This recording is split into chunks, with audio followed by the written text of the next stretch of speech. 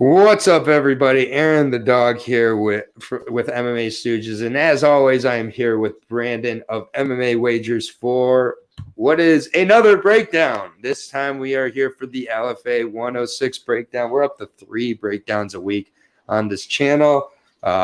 Always grinding. Always grinding. If there's odds available, then there's odds to be broken down. Yeah, and I'm happy to do so with Brandon. How you doing today, man? I'm good, man. Good. I got a solid few hours of work in. It's been a rainy day here, actually. Um, Reminds me of a day where a lot of people just stay in and order takeout and watch movies. But Well, yeah, I'm gonna be watching the PFL weigh-in as soon as we're done this. yeah, and then We we have a got one loaded FC MMA tonight. week. Pardon? We got one FC tonight as well. Exactly. Loaded MMA week like usual. Like it seems like every week we're just jam-packed with MMA options. And yeah, one FC tonight, PFL weigh-in. I noticed there was a Bellator press conference today too. We have the UFC media conference day. Like it's just too much to really keep up on. It's a But yeah, just wonderful problem. pick your shots. Pick what you want. We have a lot of big organizations on the prowl right now. Yes, sir. And LFA amongst those. We've been breaking down the LFA for about 4 or 5 events now, I would say, and had tremendous success. But I would say this week's LFA card is the closest one we've had to break down. A lot of these matchups are very close. A couple of the heavier favorites I'm not crazy about. I think they might win, but it's going to be hard. Kyle Estrada, for example, is a guy I just never like betting at over minus 170, minus 150. It's because he just should, he has a 10-6 record. I mean, I think he's like the litmus test for UFC competition. If you can beat Kyle, you can make the UFC. Yeah, and however you beat him, you can. A split decision by Giannis, and we've seen how he's looked since that fight. So yeah, and that could have went easily the other way with a split. Yeah, and so it's a really interesting card. We have 7 fights to break down with odds, so that's awesome. That's a nice little bonus. I just don't have an easier way to say this, but go ahead and write down the times, Brandon, because I can't find a pen right now. So for time codes, I'm going to have you take care of writing those down. Hey, I got an app. It's called Notes, and I just made a new note. Exactly. So basically, when I start saying what I'm about to say here, which is our first fight of the night, write down that time. So our first fight of the night at 1:35. And, of course, we've got the split screen back. I'm becoming a pro-ish at this first step. I need to get on the right card. I'm on the PFL card currently. But we're going to be kicking it off in the 135 division. LFA familiar in Mando Gutierrez. He's coming off a loss, but before that, 4 submission wins and got submitted himself. We do have 8 fights total on this card, but only odds on 7 of them. So sorry, Ryan Charlebois and Joseph Galaviz. Ryan's definitely going to win that. If you want to make Tapology picks, Ryan's an easy pick. I don't know why there's not odds for that fight. Yeah. But it is what it is. Yeah, so we've got Mando out of East Lansing, Michigan, which is my hometown. 24 years old. He is a 5'6", 69-inch reach fighting on Murcielago MMA. A lot of guys such as Jamal Hill, a lot of Michigan products fight on Murcielago. It's a pretty good gym in Lansing. Taking on William Elliott, 27 years old, former flyweight in his last fight, 5'6" as well, fighting on Vendetta. I'll go to William first. I wasn't able to find a lot of tape on William, unfortunately. And what I did find was his loss to Tommy Espinosa, where he was knocked down in a minute. That was his last fight. Prior to that, he had a couple of very quick knockouts of a 1-0 guy and a 1-1 guy and then a decision. So also as an amateur, had a KO and rear naked choke. Again, a quick win and then lost by triangle. I just basically think that in this fight that Mando is a submission specialist. We're going to go over to Mando Gutierrez El Toro. submission specialist. He goes in there and tries to finish you or get finished himself. Mo Miller, we've seen how well he's been doing over in LFA. Really, really strong wrestler, and was able to take the back towards the end of the second round after Mando got kind of a little bit dominated with the wrestling, honestly, and stuck on his back and ended up putting him away with a rear naked choke himself. Before that, Jeff Jepson, 5-2 guy. I was pretty impressed with how quickly he was able to take the back in that, and his and also against Adam Kerr. I was able to see that fight. He's got a quick back take, got a good squeeze. I just think that with William Elliott, he has been subbed. It was by triangle, but I just feel that for the most part, William Elliott's being brought in here to be a little bit of a launching pad for Mando, coming up from 125 on a loss by KO in his last fight in 2018, March of 2018. And so he's been off since then, hasn't scheduled any fights. I just think this is a squash. Pretty standard to get Mando back on the winning track. I think he's got potential star power in LFA as well, even with the loss. Corey Sandhagen went 2-1 in LFA. So that's by no means, losing in LFA does not mean that your career is over. And unranked flyweight, Mando takes this one submission. Yeah, I got to agree with you here. It looks like LFA knows what they're doing, getting Mando an opponent more on his level. Mando did have a rough outing his LFA debut.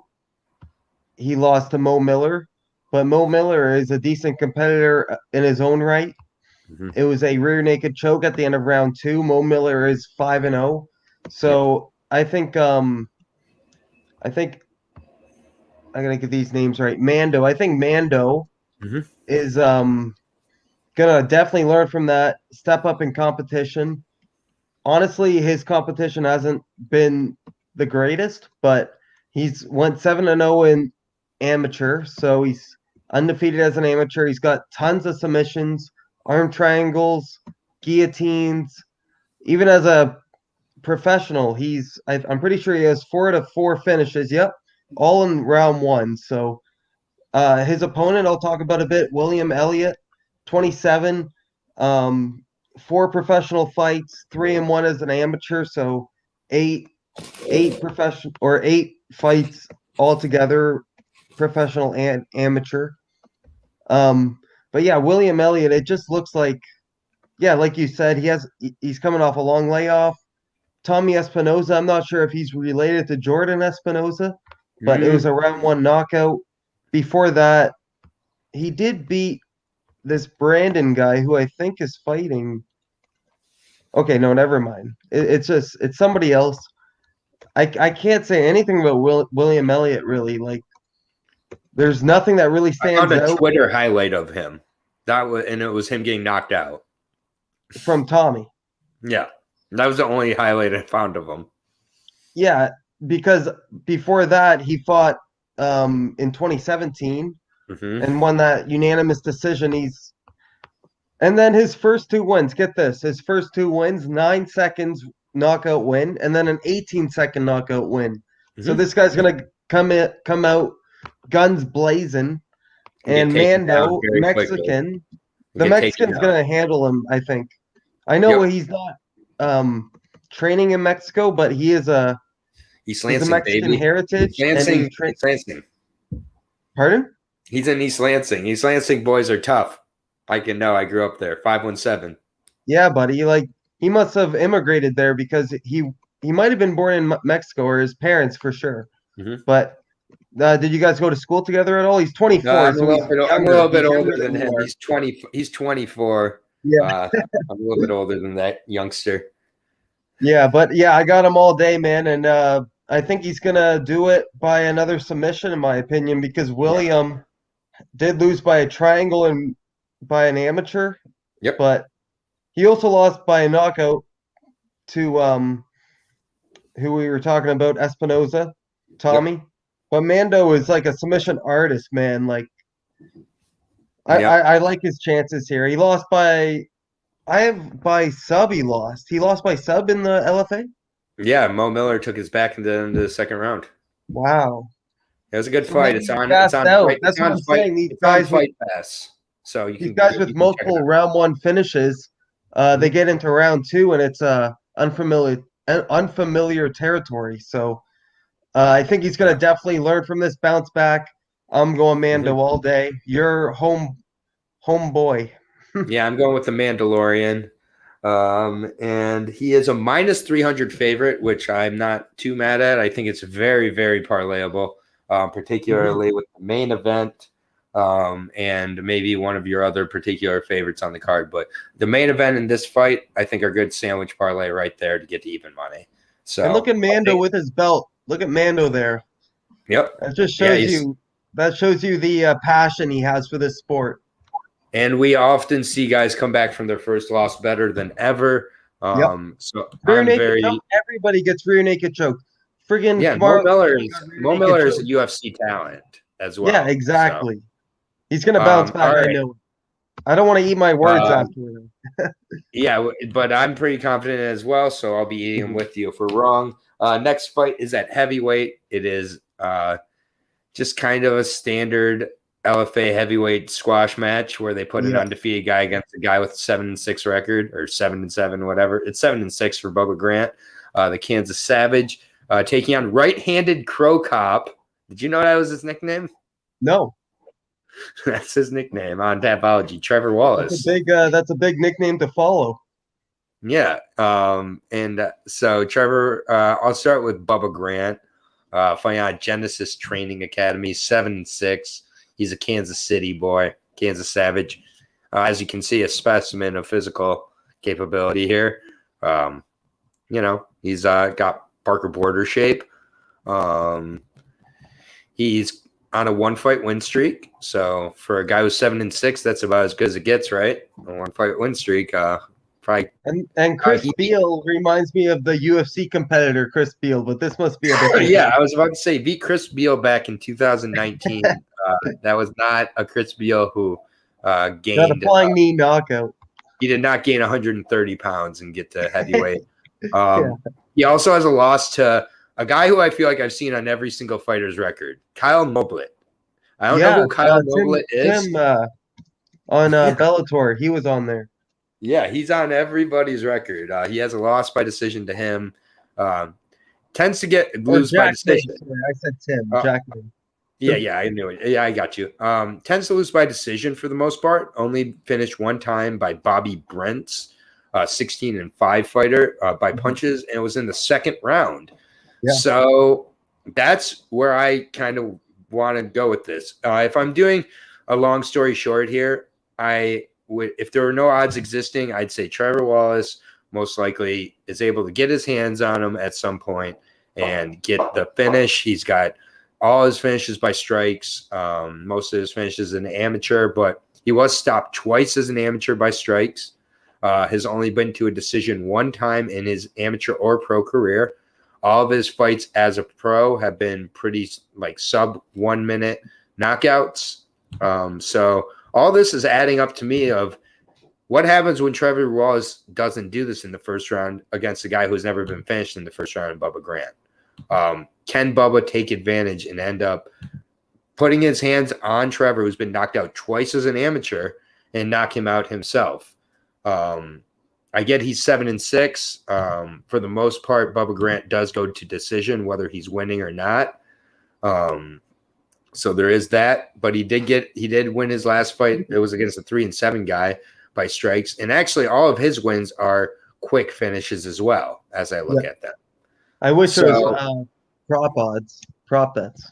Yeah, because it seems like one of these guys is getting caught within the first round, and if there are no odds existing, I'm saying Trevor Wallace.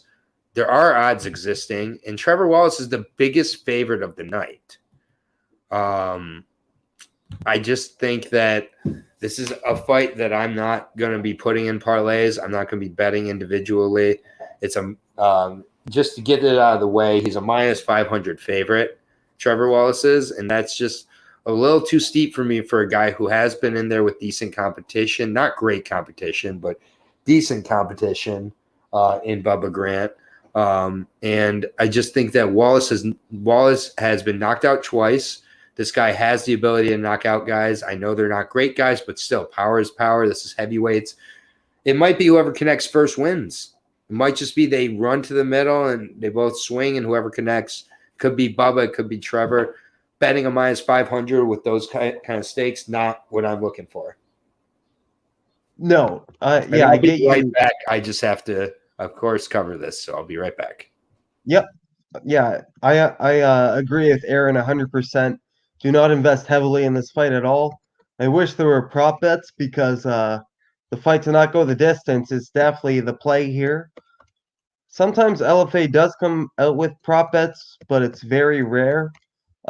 Trevor Wallace, the enormous favorite, is 4-0. His opponents are 0-2, 0-2, 0-4, 0-3, and then he beat a guy 2-3 who's been knocked out several times. So all his wins have come within the opening minutes of the round. Bubba Grant, a lot more experience. He just turned 36 April 3rd, so 25 days ago. 7-6 as a professional, but those losses, I know they're not to the best competition, but at least they're notable names. Kyle Noblet, I can see being in the UFC or Bellator one day. I guess that's really it. I can't really rattle off any more losses he's had that are high level. I also can't name any fighters he's beaten that are high level. So Trevor Wallace, this looks like LFA bringing in somebody that is going to go down like all of Chris's or Trevor's opponents. Trevor should go in here, do what he's supposed to do, take out Bubba Grant. Even though Bubba has the experience advantage, I think Trevor will just be the more faster athlete, the fresher athlete. Bubba's fought. Yeah, it's been 2 years or like a year and a half since he's fought, and Trevor's fought. Yeah, 4 times since Bubba's even fought. So Trevor's stepped in there 4 times since Bubba's last fight. So it's insane. I think Trevor's got this all day.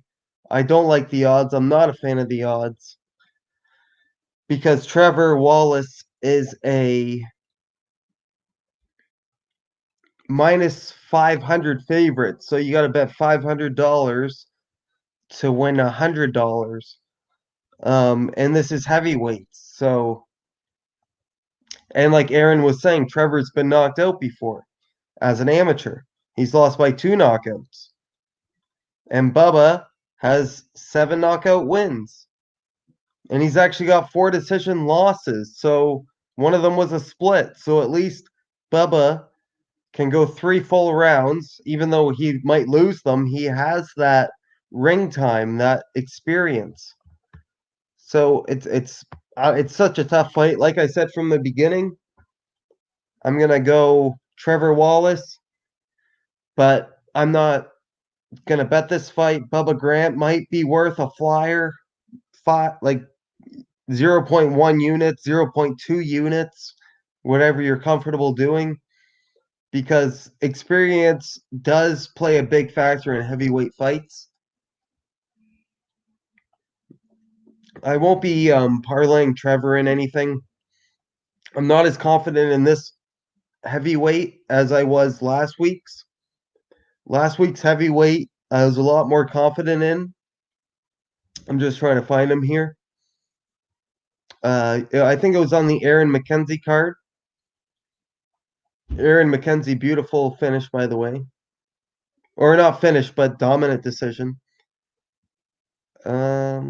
Yeah, Thomas Peterson. I know he closed as a minus 1,000 favorite, but I was a lot more confident putting Thomas Peterson in parlays than I am putting Trevor Wallace in parlays. And Yeah, Aaron is sorry back, about so that. I can stop talking about this fight.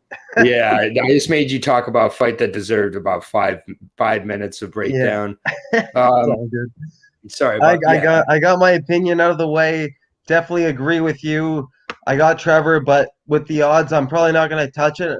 And I even might take 0.1 to 0.2 units on I can't believe I'm saying it, Bubba Jank or Bubba Grant. Bubba Grant. Yeah. Yeah. There's so many All right. Bubbas in LFA. Yeah, Bubba Jenkins was a nice Bubba little. Jenkins. There's Bubba another Jenkins Bubba was that was in the about UFC. Bubba Jenkins was about these odds that Bubba Grant is. So that's just So something to think about. if Uh, that happens, then it's the Bubba curse. yeah. Next fight here, we In a good are way, at, though. Not a curse. It's a yeah, good curse. of course. The next fight here is at strawweight. Sorry again for that, but all the dogs are home for the day. So next fight is at strawweight 115 division, trying to build up a next potential contender here between the 2-0 Jania Gooden out of Tennessee, 29-year-old, 5'8", 71-inch reach, which is really nice to see out of strawweight, to be honest with you. Really nice size. Taking on Catherine Paparaki out of Denver.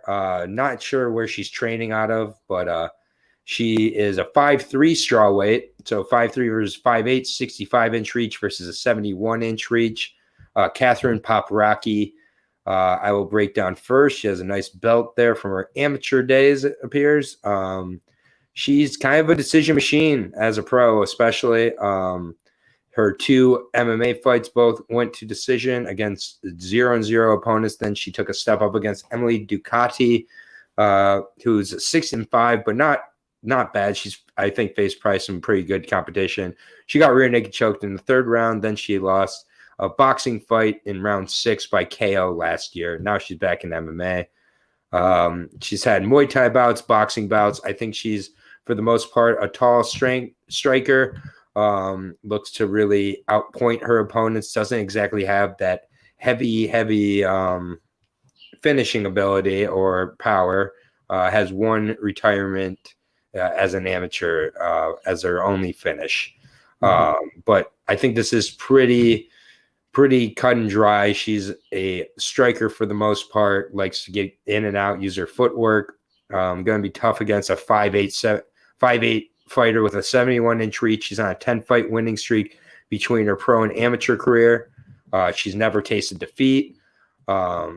She had one no contest against Hannah Guy. Not sure what happened there. But has 2 decisions, including a decision over Shelby Corinne. Shelby Corinne, both of those were in Invicta. Shelby Corinne came in with some pretty decent hype. I remember for this fight, most did expect her to come in and win. Shelby Corinne had gone undefeated as an amateur. So I just want to point that out. I think the level of competition between a 2-1 and 2-0 girl, they're going to be very close anyways. But I do think Jania Gooden has the level of competition advantage. She has a grappling bout as well. So I would have to assume this is a striker versus a grappler, and the grappler has a significant reach advantage as well as experience and competition advantage. So I'm going to go with Jania Gooden for a decision, just overall based on what I've been able to see in tape and based on experience and size. Yeah, Jania Gooden is definitely somebody to keep an eye on. That fight with Shelby Corin, Yep. I really, really underestimated her in that fight, and she showed why she belonged in Invicta FC and why she's getting another big opportunity here in LFA. I know her record's still pretty green, like it's still in the growing stages, Still but 10 she straight wins as in combat between pro and amateur. exactly, yeah, 8-0 as an amateur. Yeah. Like that's huge. I don't really give amateur fights as much appreciation as I should, but in women's MMA, I think it's a little different.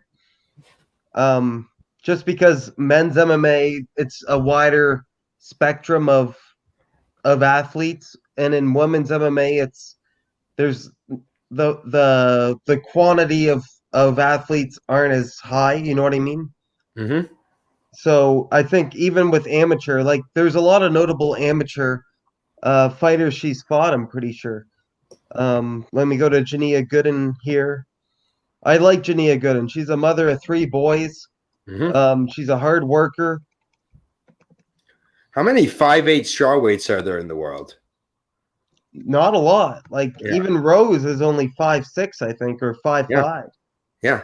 I mean, this is and she appears to have some grappling chops along with it. I'm really looking forward to how Jania looks in this fight because I have some high expectations. Yeah, it's just unfortunate that she's still only 2-0, but we saw friggin' Robert Whitaker's teammate Jacob Melkoon come in at 5-0. So we could easily see this girl get onto the Contender Series. Lupita Godinez just made her debut at 5-0. Sam Hughes. There's Vanessa Demopoulos at 5-2. I mean, the track for women's MMA, and I think over the last year, low-level women's MMA, with all due respect, it was probably a little harder for them to find fights. So she probably should have been about 5-0 by this point if it wasn't a pandemic year last year. Yeah, very understandable. Like Catherine, and I'll talk about Catherine a bit here. She did lose to Emily Ducati. We're all familiar with her. She's a tough South American Mexican, I think. Yeah, a Mexican fighter. She's very, very tough and gritty. Ended up getting that submission in round 3 on her. She also beat Isis Verbeek. She actually dominated that fight, but it was unfortunate. She got a point deducted in round 2 for a headbutt. If it wasn't for that point deduction, she would have won 30-27 on 2 cards, 30-26 on 1. So complete dominance. But at the same time, who's Isis Verbeek? Yeah, you know what I mean. Sure. But at the that was her very first fight, Isis Verbeek. That wasn't even that was her very first MMA fight. So she could have transferred from kickboxing or something. I don't know. She was in Muay Thai, I think. Yeah, exactly. So that even though it's a 30-26 scorecard, it wasn't against a formidable MMA opponent. And Jania actually faced a formidable MMA opponent in Shelby. She also beat Valerie Wong, who isn't the worst opposition. She has a very extensive amateur background. I just think Jania's faced the better opposition. She's on a roll right now. She's a mother of 3 boys. She's got a story behind her. Catherine also is coming. She's going to have some ring rust here. She hasn't fought for 2+ years, while Jania fought in the pandemic era in July 2nd and really showed Shelby I'm the better competitor. And Jania ended up winning 30-27 and 2 29-28. So I see the same kind of outcome in this one. Jania by decision. She might lose 1 round, but either way, I got her winning at least 29-28 in this fight. Yeah, and the money's coming in on Jania, but minus 140, plus 110. I like it. I like how we broken it down in that price. I'll throw it in with a few of my confident parlay picks and see what we can do. Even bet it straight. Yeah, exactly. You can bet that straight at minus 140 for sure.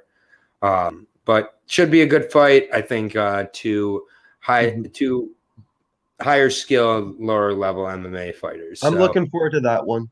Yeah, I'm also looking forward to this one at 145 between Chaden Leo Loha and Edwin Chavez. Edwin Chavez with the Illuminati tattoo on his chest. So, okay. Yeah. That's Paige Van Zant's boyfriend did that right on his neck, remember? Yeah. I mean, Austin Vanderford. Yeah, Austin Van Zant. I'll start with Edwin Chavez fighting out of Pariah MMA. He did miss weight on his last fight at featherweight, weighing at 148.5 pounds, 5'11" featherweight here. Don't know his age, but I think it's mid-20s. He is 4-0 as a pro, hasn't really faced anybody of note, Jordan Downey being his best opponent, and he was 6-5, and definitely had a lot of tape on how to beat him out there. He's just kind of a basic fighter. And then he's also 6-0 as an amateur, going to decision for the most part, has a knockout and a submission as an amateur, has a knockout and submission as a pro, tends to go to decision, hasn't faced the heaviest level of competition yet, but fights pretty steady and consistent, puts good forward pressure together, goes for the takedown eventually and looks to establish top control for the most part and looks to stay there. Chaden Leah Loha, Steadfast is his nickname, 27-year-old, 5'8" out of Hawaii. And he is fighting out of Gracie Technics, which I'm not too familiar with, but what I am familiar with is his last opponent of Rafael Stotts. That was back in 2019, but still, Rafael Stotts was 12-1 at that point. He did go to his decision with him. So that's definitely impressive. Also was on the Contender Series where he lost by decision to John Castaneda in kind of a so-so fight. Other than that, he hasn't faced too notable of competition, but he puts him away for the most part with a rear naked choke, has a KO finish as well. I think this is one of the closer fights on the card for sure. We don't really know too much about Edwin facing any higher level competition, and the higher level competition for the most part that we've seen Chaden face, he's lost to in Stotts and Castaneda. So it's just kind of a question for me with a few of these fights I've watched. I've seen Chaden struggle with some 3-6 guys, give up bad positions and end up getting sweeps that I think wouldn't work against a higher level of competition, which I do think that Chavez could fit into. I'm not saying Chavez is elite, but I just don't think some of these sweeps that I've seen Chaden use and Leo Loha use in multiple fights, I just don't know if they will work. I think that Chavez has a very easily repeatable game plan, and it's just kind of basic. It's boxing and it's wrestling for the most part. He has good leg kicks as well. I think Chaden has a little bit too much faith in his ability off his back and his ability to sweep and get top position from there, and I just don't think it works. So I'm going to go with Chavez here. I think 4-0. He's undefeated as an amateur as well, has some good momentum going. The Illuminati's on his side. I'm just going to take a decision win for Edwin Chavez. Yeah, Edwin actually has a training partner competing on the same card. He's opening up the card versus Ryan. His name is Joseph Galaviz. So he's got a training partner training with him coming up to this fight. And so we got Chaden versus Edwin Chavez. Chaden has definitely faced the better opposition. A lot of names stand out. He beat Kevin Natividad, who we just saw get knocked out by the Mongolian Dana Bacharel. So he does have a win over Kevin Natividad by decision as an amateur. He's lost to John Castaneda, who's also in the UFC. We saw John Castaneda just have a great knockout finish over Eddie Wineland at the very end of round 1. He's lost to Rafael Stouts, who's one of the best fighters in Bellator, top 5 best fighters in Bellator. His wins, Right. Yuto Segaguchi, a good Japanese fighter, but a little. Oh no, he's younger in his career though. He caught this Japanese fighter while he was young, only 23. Got him in a rear naked choke. He's also beat somebody who's 8-17, 3-6. Not a lot of good opponents. The guy was 3-6 had top position on him too. And then the guy who was 3-6 had top position on him too. And in his corner was Max Holloway, at least for that fight it was. Yeah, he does train with Max Holloway at Gracie Technics. Yeah. And Mackie Patola trains there as well. And there's another Hawaiian. One sec. Yeah, but great. Go on. Yeah, but yeah, and then they ended up restarting the position and kind of an odd with him having the back, and then that's how he got the rear naked choke on the 3-6 guy. So I do get that he hasn't lost to anything but good competition for the most part, but he just hasn't beat good competition either. I think Yeah, that Chavez should be able to just follow his kind of standard game plan. I don't think this is an exciting fight for him. I think he makes it boring and grinds him down for a decision. yeah. I like to put those high level losses into more account while I'm doing my bets because at least they've been in closed doors with these high level fighters. Rafael Stouts, one of the best. He won all 3 rounds with him. He's only going to learn from that. He's going to know, okay, I'm not good at this. I'm better at this. I'm going to work every day at something that he obviously um, didn't look good in the fight. Whatever he didn't look good doing in the fight, he's going to learn from. That was a year and a half ago. I really don't like this is a tough fight to pick, man. I like Edwin because he's undefeated. He doesn't have a loss. 6-0 as an amateur, 4-0 as a professional. He's doing everything right. Edwin, he's also from, yeah, like you said, Piera MMA and Fitness. There's also another fighter on this LFA card training with him. The other thing to take into account is the amount of tape on Leo Loja. There's a lot of tape out there for Edwin to see. Exactly, that's another thing. Yeah, if their camp is smart, they'll dive right into the tape study and Well, know. I've actually watched a few of Edwin's fights, and they've made comment on that before when he faced Jordan Downey. They made a comment on the amount of tape on Jordan Downey compared to Edwin and how that Edwin knew where to exploit the fight, and that's why it became a more wrestling heavy game plan there. So I think he could do the same He's thing here. definitely gonna do that then.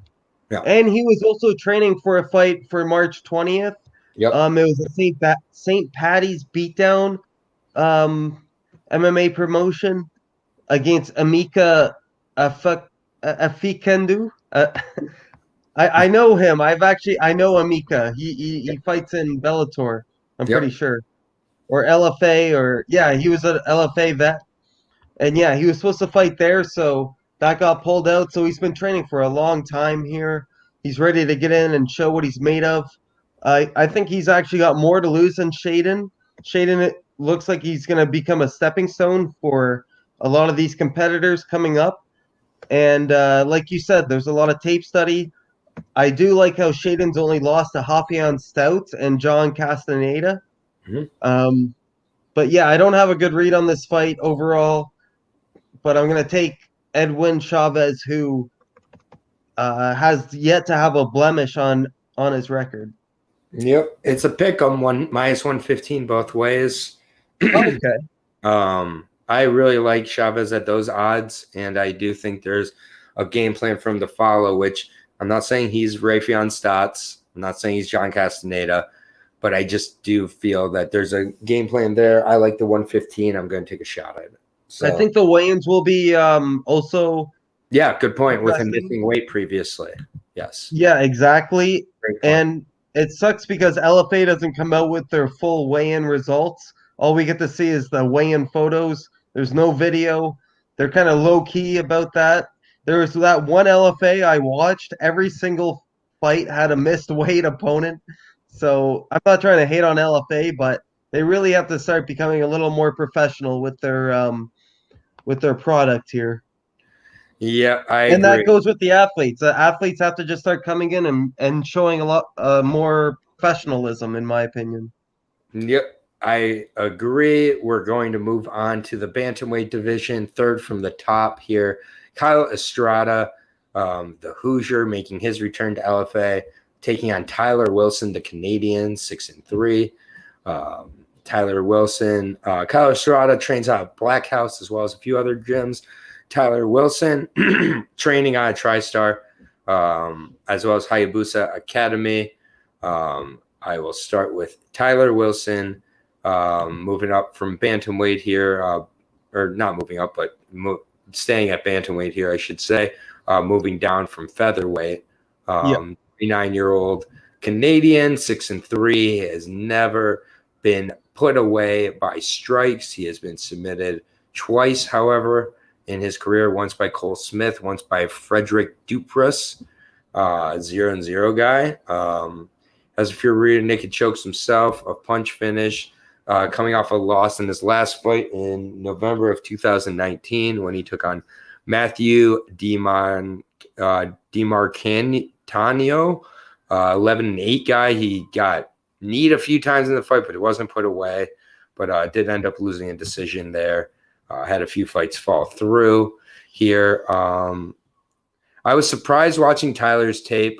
First of all, the only fights I was able to find for the most part with Tyler, he did lose in. So it was, that is one thing. I was able to find the Matthew DiMarcanio fight as well as the Cole Smith fight. Cole Smith really just kind of blew him out of the water right away. One thing I have noticed in Tyler, though, is that he gets hit a lot. Walks on that front foot pretty heavily, gets leg kicked quite a bit. Kyle Estrada has leg kick finishes, throws a lot of leg kicks in most of his performances. That's got to be, I think, the route that Kyle looks to take in this fight. However, Kyle Estrada is 10-6 for a reason. And it's mostly because he's very inconsistent. And when we go down to his record, he got finished. Hang on one second. Look at the guys Kyle Estrada has lost to. Adrian Yanez might be a future title contender. I just heard Adrian Yanez versus Randy Costa got booked, and that fight could not be any more fireworks than I can think of. Like, I don't want either of them to lose, though. Yeah, Adrian Yanez, I can't believe he won a split decision with Kyle Estrada. And it was a great fight. It was a great fight, and I believe it was it was 3 rounds, yeah. And Estrada was a plus 250 underdog and really gave his all in that fight. But then the next fight that happened the next year against Natividad, he was put away in the second round. So I'm wondering if a lot of the shots he was able to survive, he's now paying for now. Had a majority decision prior to that. And then the leg kick finish was really great. But yeah. And that's a good opponent, formidable. Yeah, Farrar is definitely good, but you'll see here split decision. He fights a lot of close fights, majority decision, split decision. Those are all split decision losses, though. He's got 1 split decision win, and then and a majority 2 split decision, losses, and a majority decision win. And he's taking on a guy in Tyler Wilson. He's got the experience advantage over, Tyler Wilson. Not the most explosive guy in the world. Definitely, I think if this fight's taking place on the feet, Kyle Estrada should have his way throughout, facing the higher level of competition and everything like that. But if Tyler can kind of make it a little bit grimy, I think that, he can possibly start to wear down his opponent. He throws good knees from the clinch as well, could use some cage control and, establish a little bit of dominance there. This is the fight of the night I'm not sure on. I don't know how to read Kyle Estrada at this point, coming off of 2 straight losses. The first was a split decision fight where he took a lot of damage and then he got finished in his next fight by some pretty hard strikes. I don't think Tyler Wilson finishes him on the feet. I think if anything, he takes him down and looks to exploit that area. So if I had to make a pick, I'll take Tyler Wilson by decision. But it's very not confident. I'll take a slight shot, though, on Tyler Wilson. I just think Kyle Estrada is he's taken a lot of damage over these last few fights. I think that he doesn't fight consistently to his game plan. And I think with Tyler, he knows how he wins this fight, and it's not on the feet. It's getting it against the cage, getting it with his opponent on the ground. If he can get his opponent to the ground in 2 or 3 rounds, I think he takes it. So I'll take Tyler for by decision. Yep. Yeah, Tyler Wilson, I've heard of for a while now. I didn't think he'd ever make it to an LFA or CFFC level promotion, but here he is. He's made it. He's beaten Charles Jourdain's older brother Louis Jourdain in a TKO promotion. Kyle Estrada is very inconsistent in his career, but he's faced very good competition at the same time. So that record's a bit deceiving. And if those two splits went the other way, we could easily see Kyle in the UFC right now. Kyle's still only 30. He's got a lot to prove still. They both have similar records. Kyle's definitely more experienced. And Kyle also has a loss to AJ McKee as an amateur. So that's another big loss that really stands out to me. He's only facing the best guys. He had a hiccup against Kevin Natividad his last time out in what was that, July? Yeah, I think July 17th. Yeah, he got knocked out round 2. Back at bantamweight for this fight. Tyler Wilson, Canadian boy from Kingston, Ontario. Yeah, like I said, I just never thought he'd ever make it into the big leagues. But he's here now. He had 2 fights canceled. One was because I think the promotion's just kind of dissolved. One of his opponents tested positive for COVID, so he's been itching to get back in there. He's coming off a decision loss unanimously. Before that, it was a split win, so that could have easily went the other way. He also lost to Cole Smith, definitely, he's in the UFC, but I don't think he's going to be there for much longer. The better opposition. Kevin Natividad is? Kevin Natividad did lose twice in a row in the UFC, but I think the competition Kevin faced is a little unfair. And Adrian Yanez, I honestly see it won that fight based off one judge. He made it. Maybe he should have taken a little more time off. Kyle Estrada, another one with weigh-ins being interesting. I just like Kyle's experience advantage. I don't see him losing 3 in a row. Kevin Natividad and Adrian Yanez are a lot different than Tyler Wilson.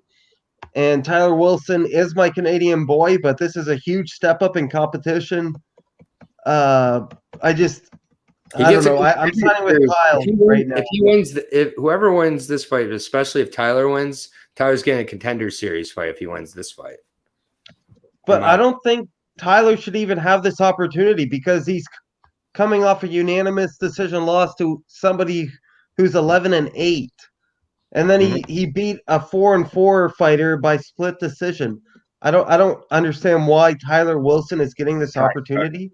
I think there's better there's probably better fighters out there that can fill this spot. I'm Canadian and I'm being a hater right now, but I don't see where Tyler Wilson has really shined. I know he beat Louis Jourdain, Charles Jourdain's brother, but that's the only notable thing I've seen on his record. And Cole Smith obliterated him, got a rear naked choke in round 1. And Cole Smith is a tough outing. I know that, but we've also seen a lot of holes in Cole Smith's game. And I think Kyle is just going to come back better. He's not going to lose 3 in a row, in my opinion. Especially when he's lost to Kevin Natividad and Adrian Yanez. Yeah, well, maybe I'm crazy. Enough. I don't know. I mean, well, the odds are obviously with you. Minus 260 for Estrada, plus 200 for Mr. Wilson. So got my LFA dog, at least one. Yeah, your dog's barking for him. Yeah, and Chico is alive and well here. I've been podcasting all day. But go ahead and introduce us into the next fight as I grab Chico away from my window because he's going to decide to bark throughout the entire podcast. So moving on to the 155 division. Yes, we got Tonino Gaveno versus Terrence McKinney. Terrence McKinney, I think, is the more well-known fighter out of the two. Terrence McKinney, 26 years old, coming off a win over Dedrick Sanders this year, actually, just a month ago. He has lost to notable opposition, Sean Woodson. He lost to a flying knee knockout in round 2. Yep. We got Another loss to Derek Minner, who we just saw beat Charles Rosa. So Derek Minner is no easy out for anybody either. And Derek Minner is a very good jiu-jitsu artist. So you're going to lose by a triangle choke to him. That's understandable. But also his opposition that he's beaten is not notable either. Like No. Sharon Spain, 16 wins and 30 losses. Bobby McIntyre, 9-6. Jeff Coleman, 0-5. Just nobody I've ever heard of. Like I said, Diedrich Sanders was his last win, and he's 3-3 now. Gavinho, Brazilian, 10-4, 15th fight. He just won a split decision over Josh Marsh. He won a flying knee knockout, which we saw Sean Woodson be able to do that against Terrence McKinney. He did that to Vince Friccolini. Yeah, that was in the first round. And Derek Perez, not the most notable name, but Derek Perez, 2-7. He knocked out in 14 seconds, losing to Corey Sandhagen. No, yeah, you don't have to worry about that, man. Look at what Corey Sandhagen has been doing. Potential UFC bantamweight champion. Bruno Tavares, 13-5 at this point. Another very good Brazilian fighter who knocked out Mike Hamels real quick. Did he not knock out Mike Hamill? Yeah, real quick. Who did? Marajo Gavino. Marajo. Oh. Yeah. I haven't got to that yet. Yeah, right there. Yeah, Mike Hamill. Yep. Yeah. 32 seconds in, man. Like, Mike Hamill went on to look really good in LFA also, and has moved on to Bellator. And also, if you're looking for Tohino's tape, type in Tohino Marajo, not his last name, because that's what he is known as in MMA, as Marajo. Yeah, that's probably why I can't find him on Instagram. I have to type in that name. Yep. And Alexandre De Almeida, another fucking PFL vet. Douglas Andrade when he was 20-0. Mm-hmm. Another UFC staple. Like, it's crazy that this guy. I think he deserves a lot more shine than people are giving him. He's on a 3-fight win streak, and if he wins against Terrence McKinney here, I think a big opportunity is coming his way. He is 37. I know the age is a big factor, but he's got to go now. Like, I can see him at least being a good competitor in like a PFL format tournament. Mm-hmm. So yeah, I'm gonna go Gavinho here. Okay. Yeah, I think that was a pretty well-handled breakdown, if I'm being honest. Terrence McKinney has lost a few times he stepped up in competition. Against Sean Woodson, he was winning a significant amount of that fight, got the back of Sean Woodson several times, but also kind of gassed himself out. Yeah. And most of his finishes are first-round grappling submission finishes. Reminds me a lot of like a Max Roshkoff type of situation, potentially for Terrence McKinney, where he could spam those takedowns, have a really successful first round, and have nothing left in the tank after that if he doesn't get the finish. Marajao is 37, doesn't look like he's 37. He's in tremendous shape, does not slow down, has really good power in the knees, man. Those knees when McKinney shoots, I think are going to be deadly. I think he could potentially be the second person to put away McKinney with a knee strike, but I think if nothing else, I think it makes McKinney a little more hesitant to shoot in on those doubles. And if this is on the feet, I think Marajao can take it. I like Marajao's level of competition. I like the fact that he's late into his career, but still very, very functional, doesn't have a ton of wear and tear from what I've been able to see. I think this is a bigger fight for Marajao than it is for McKinney at this point in their careers. I think the winner of this fight gets a Contender Series fight, most likely, regardless of who the winner is. And I'm going Marajao as well. I really like his striking. I think that he puts away McKinney in the second round.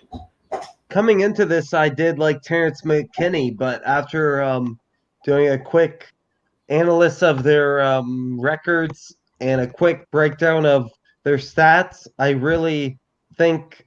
Well, I don't even know the odds. What are the odds for this fight? Straight pick 'em, -115 each way. Oh, I was really hoping for underdog odds I think Marjal will for be the underdog Gavinho. by the time this kicks off on Friday, if there is an underdog, because McKinney has the name recognition. He's a younger Yeah, guy. He's going to be more impressive looking at weigh-ins. He's physically going to be bigger. He's going to be the wrestler. I would say wait for Marjal to be a dog before you throw some money on him. yeah, totally agree. Don't invest heavily in this fight either way. It's But close. yeah, if you can get to Gavinho at underdog odds, it's definitely worth a small investment. Totally fair. I think that will cover that fight, and we might get out of here in under an hour for once. We'll see. You don't Josh, want to do one FC, a quick one FC? you can if you have any thoughts on it. I haven't done any homework on it, to be honest. Yeah, and I don't even have any. Oh no, Bet Online does have odds, so my Yeah, bookie does have odds. Joshua Wow. Silveira. So we'll Okay, get them. yeah. We'll do the main event. Yeah, main event, light heavyweight. The return of Rafael Viana from his 5-year absence. We've all been waiting for it. Coming back against definitely a stud prospect in wrestling out of Arizona State, Joshua Silveira. He fights out of ATT. He's another one of these ATT wrestling prospects. Rafael Viana, I'll cover real quick, fighting out Teixeira MMA. 36 years old now, has not fought since facing Devin Clark in the RFA, where he got a hand injury in between rounds and decided no mas. And not only no mas, but I'm going to take 5 years off before I fight again. Before that, he had a win over Amilcar Alves. Amilcar Alves has faced a lot of very good competition. And so, but he's been losing. That was a drug test. It was a no contest though. Right. Yeah, it was a no contest. I believe Amilcar had won that fight. And besides that fight, he has been losing for quite a while now. He's just faced, I don't know. So that was the one somewhat legitimate win of his career, and it was 6 years ago. Viana, before that, I mean, definitely a choke specialist, has an anaconda choke, arm triangle choke.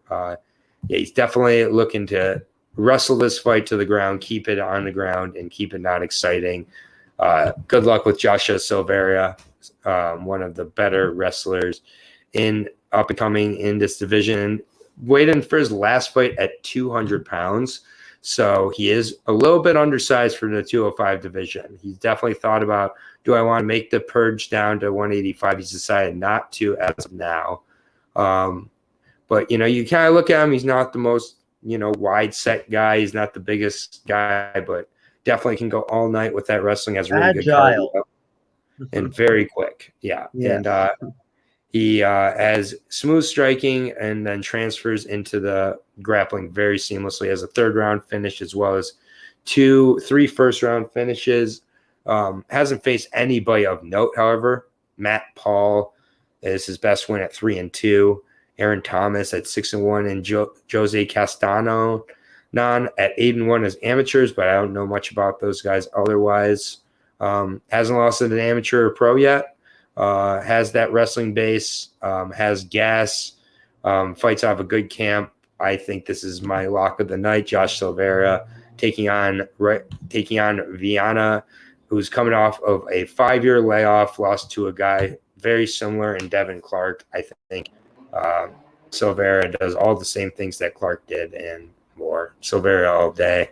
I'm very confident in this pick. I don't know if it gets finished or not, just because of how Silveira might look to fight this, but I would assume it does get finished, and Silveira looks really good here. Yeah, this is actually Conan Silveira's son, the head coach of American Top Team, Joshua Silveira. Did you know that? Yep. Okay, yeah. This is a huge deal, man. This guy's gonna go far in the sport, I believe. Definitely contender series. He's definitely on the right there, right on the cusp of entering contender series or even getting a late notice replacement in the UFC.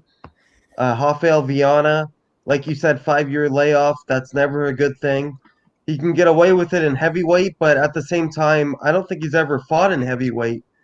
Um, he's only fought in light heavyweight as actually middleweight even.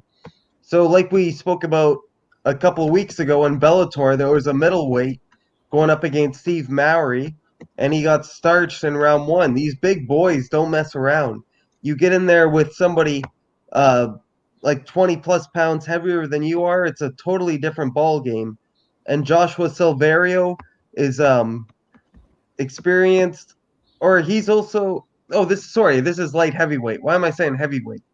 Mm-hmm. Yeah, This is a light heavyweight fight. Yep. And he's only weighing in at 200 pounds at light heavyweight. So he could easily probably 197 pounds at light heavyweight. I don't know why. I don't know why he doesn't just go to middleweight. A lot of weight to cut still. 12 pounds is a lot. Yeah, and it might play a factor in his performance. It could definitely hinder his conditioning. So he's coming in as the fresher athlete, somebody who doesn't have to cut as much weight.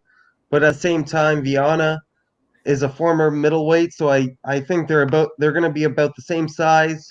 Viana going through that weight cut for the first time in 5 years, getting older, 36 at this point, but at light heavyweight, that's not a big deal. But yeah, this I want to say it's my most confident pick, but Rafael has definitely faced the better opposition. I didn't watch that fight with Devin Clark. I'm guessing Devin Clark just rinse and repeat, took him down, held him down, landed a few ground and pound strikes. Did you see it at all? Yeah, I mean, he injured his hand trying to stuff a takedown, and then it was Devin Clark. And Josh is going to do that. He's going to be going for takedowns. He's going to end up getting the submission here, in my opinion. Yeah, I agree. Maybe round 2, even round 3. I just don't like the ring rust on Rafael. He is training with Glover Teixeira, but not going into competition for 5 years, especially how frequently MMA evolves. He's 5 years behind at this point. So, and I bet you he's just been a punching bag maybe for Glover and all the training partners there. I'm going to go Josh by submission round 2. And I do, without revealing sources at ATT, I do have sources at ATT. I trust. Vieira is a monster. He's training with a ton of their top talent at all times. So, yes, he does not. Rodolfo Vieira is at American Top Team. Yeah. Is that what you're saying? No, I'm saying Silveira. Oh, Silveira. Okay, I thought you said Vieira. I might have, but we're talking about Silveira. Silveira, yeah. So he's a monster. Yeah. I've been podcasting for 5 hours, dude. Like my brain, and I worked, so my brain's broken. I'd probably say Vieira. Silveira, in case you were confused, Brandon know damn well who I was talking about. I didn't know. I thought you said Vieira. I heard Rodolfo. Canadian corrections. Did you say Rodolfo? No, of course they said Silveira. Whatever. And Rodolfo Vieira actually has a fight coming up. I'm just throwing that out there. Funny. Maybe I'll be my new co-host. You're less Canadian and it won't make your little. Did you say Rodolfo Vieira? Obviously, I was talking Silveira. Is anybody watching? Was anybody who's watching confused about what I was talking about there? Did anybody think I was all of a sudden bringing up Rodolfo Vieira? If you actually said that, though, I'd be like, "Wow, he's getting rounds in with Rodolfo Vieira." That's actually good input. Still recovering from gassing after 4 minutes against Anthony Hernandez. Yeah, he's on the treadmill still. He's on the treadmill. Yeah, he has his inhaler. But Silveira has been training with a ton of tough guys in ATT. So I think that we're pretty confident on this one. Do you want to do your most confident? Kevin, welcome. I wondered where you were at. You did not have your hello earlier. Hi, Kevin. Welcome. Hello, Kevin Weeks. Yeah, hello, Kevin Good Weeks. man. Welcome to our LFA breakdown. We'll be back again, special time tomorrow, 5 p.m. for the UFC breakdown show. And I'm just grabbing the ONE FC card as well to break down those quick fights as well. But tomorrow we are doing a 5 p.m. breakdown of the Dominic Reyes Jerry Prosniak card. Yeah, exactly. Thank you, Brandon, for another necessary correction after fucking 5 hours on a stream. I get no jokes. But yeah, Kevin's saying hello to Boston Comments. Kevin will be there. We'll see you at 5 p.m. Eastern tomorrow. I love the friendliness in the comment section. Always great to see.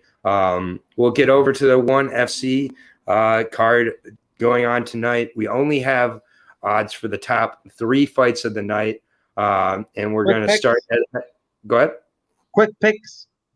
Yeah, quick picks. So first of all, there's no odds on Aoki versus Fola Yang. I kind of wish there was, because why not? I'll take Aoki by submission because it's fun. Yeah, he was supposed to fight Sage Northcutt in this fight. Yeah, exactly. And this is still a good fight. But the first fight we have odds on, Omar Khan, or I believe it's Khan versus Kirill Grishenko. It says the odds deadline is passed, even though this fight card hasn't happened. Again, I don't know why Typology does that to me. But Kirill Grishenko, I'm just going to quickly look at his record. 3-0. He's got 3 wins, 1 by submission, 2 by punches. 1 back in November against a 1-2 guy. I'm pretty sure this Omar Kane guy is like an absolute beast, though, from what I've been able to see. Looks like a really hard hitter. 2 weeks ago. Fought 2 weeks ago out of Senegal. He put his opponent away in 1 minute, ground and pound punches. Another knockout here over Kirill, in my opinion. He's a bigger, harder hitter. Fought more recently. I think Kirill's just being brought in here to be slaughtered. Yep, I definitely got Umar Kane here. Rug is his name. He used to he fought in the sand with other African athletes. It was like in this Coliseum type of arena, and they would just fight MMA on sand. You know how hard that would be, fighting sand on wrestling. sand? Yeah, it sounds awful. So we got Kane, Rug, round 1 knockout. And hopefully we can parlay these pieces. Sometimes ONE FC is kind of a pain with that, but currently Kane is a minus 500 favorite. I'm seeing 595 on other sites, so they're expecting a quick one. Next one, not close either, and we don't need to spend a lot of time on here. If you have anything interesting to say on Ray Yoon Ok, who lost his last fight but somehow got the decision, and now he's got to face Eddie Alvarez. Are you giving Ray any chance at squeaking one out against Eddie here, who got that bullshit DQ reversed, thankfully? But yeah, is there anything that you have to say, or is this Eddie? Yeah, I'm definitely going Eddie. That was a bullshit fucking DQ. He got it reversed to a no contest. Eddie, I had money on him, and my bookie even agreed. They gave me my money back that I placed on Eddie Alvarez. So even my bookie was like, "Yeah, this is sketchy. This is a sketchy situation. Just here's your money back." So it became a no contest. This Rayun OK guy came in 2 weeks ago, I'm pretty sure, and won. He just literally won like 1 week ago. He lost that fight. Rayun Khan? Rayun? Yeah, I mean, I know he technically won, but I don't know what the judges were seeing there. Wait, let me just double check who he fought. Oh yeah. Eddie. I think judges aren't putting that ground control time in effect as much as they used to, and Rayun was the better striker altogether. And the more effective striking is going to play dividends at the end of the scorecards, and they also base it off the entirety, not round by round. So honestly, I could have seen it going either way. I wasn't too upset with Yoon Ok or whatever. I'm just saying, there's nothing it. more we need to say about Yoon Ok versus Eddie Alvarez. We've already talked about it too long. So Eddie's gonna win by how though? Decision? I mean, I would assume submission. Knockout round 1. I would assume a submission, honestly. I assume he gets him down easier than his opponent just did and ends up finishing an arm triangle, rear naked choke. Yep. Ray Eddie's got, Yoon also has a loss to Song Yadong in the UFC by round 1 knockout. So yeah, yep. I expect this a similar um, win for Eddie, even though it was a no contest, but that should have been a win in my opinion. And Eddie's gonna ground and pound this guy out or get a submission round 1 or 2. All right. Chico's going to turn into a pumpkin pretty soon here. I've been like on podcast way too long here today. Who's So Chico? we're finishing up here with Chico. Ong Lan and Sang, the light heavyweight champion Eddie. taking on. What's up? Oh, this guy's, I think that's your girlfriend, Eddie. No, it's not. But yeah, that is Boston Comments who said Eddie. That's all your girlfriend? And let's talk. Again, this is a great thing to bring up on a live podcast as she's watching. Hi, Bunny. How are you doing? We're gonna have a conversation about our relationship status in the middle of a LFA event. Anyways, that's not awkward at all, Brandon. Good question. Good question. Anyways, so you got Angla Song here. It's a rematch. Yeah. Let's talk about the fight. How about we talk about the fight, Netherlands, Brandon? Sorry. Any thoughts on this rematch of Rainer de Ritter and La N Sang? Last time they fought, Ritter won by a rear naked choke in the first round. This was at light heavyweight. That was back in October of 2020. And we are back with them in a rematch again. Sang's opponent stepped out on short notice, I believe. He was supposed to face Vitaly Big Dash. And now Rainer is like, why not? I'll step in and fight. Why not? I'll step in and fight for a light heavyweight title. So here we are. We got a rematch. Yeah, and obviously we're all going on Eddie. Yes, correct. Bunny, not my girlfriend, Bunny. So just to be clear there, just in case Brandon was unclear again. And, what are your thoughts on this fight? Brandon, do you expect the rematch to go any differently? Well, this is a different weight class. This is for the heavyweight one championship. Reiner beat him at middleweight, which is technically 205 in one champion. The weight classes are a little different in that promotion. It's a little confusing. But yeah, Reiner's stepping in short notice. He doesn't have to cut any weight. He's a legit BJJ specialist. But I'm a big fan of Ong Lasong, training out of Sanford MMA. He's got an extensive record dating back to like 2005, I'm pretty sure.